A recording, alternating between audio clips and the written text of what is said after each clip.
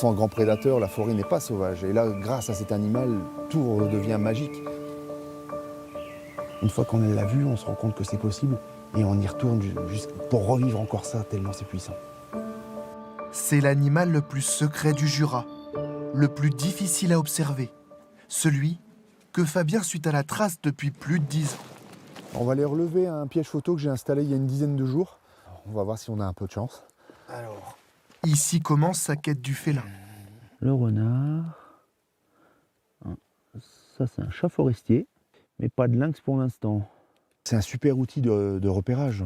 Ça va nous aider à comprendre où sont les lieux de passage les plus fréquentés pour optimiser les affûts par la suite. Un affût, c'est se cacher, se camoufler, pour tenter d'observer la bête.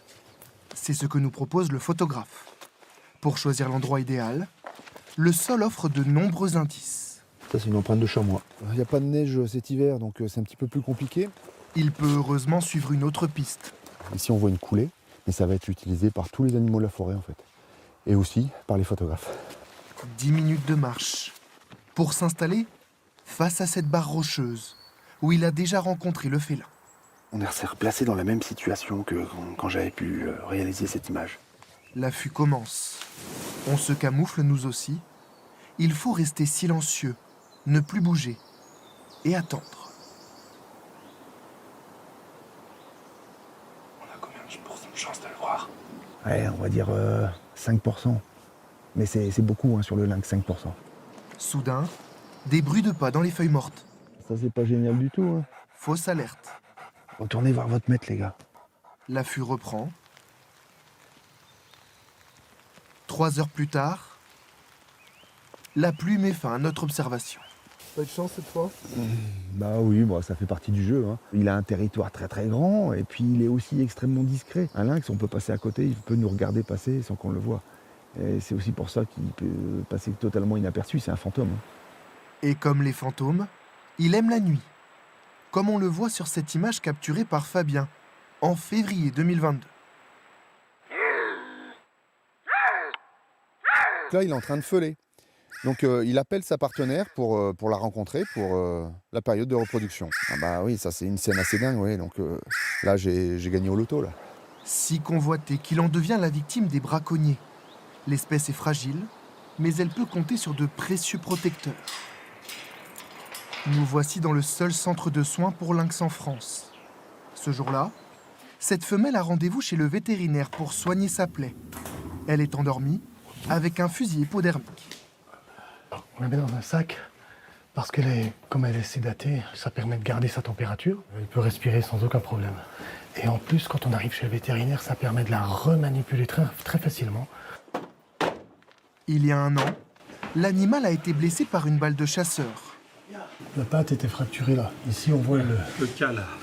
Il reste le cal résiduel, c'est là où ça avait explosé avec la balle.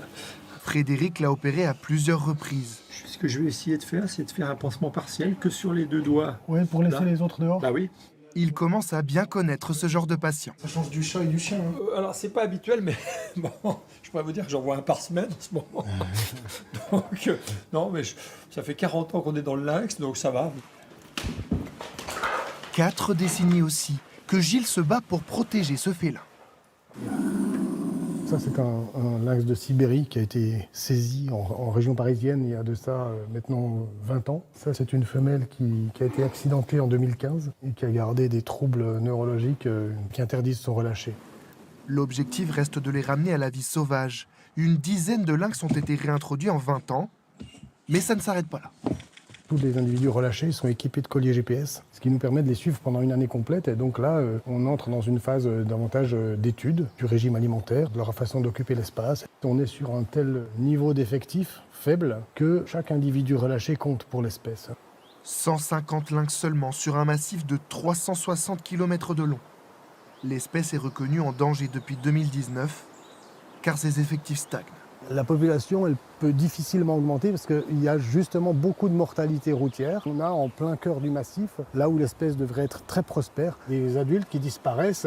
Du coup, l'espèce ne se développe pas comme elle devrait se développer. C'est un problème pour le massif jurassien, car le plus grand prédateur d'Europe est un régulateur. Il maintient l'équilibre de la chaîne alimentaire et par la même occasion, la bonne santé de la forêt.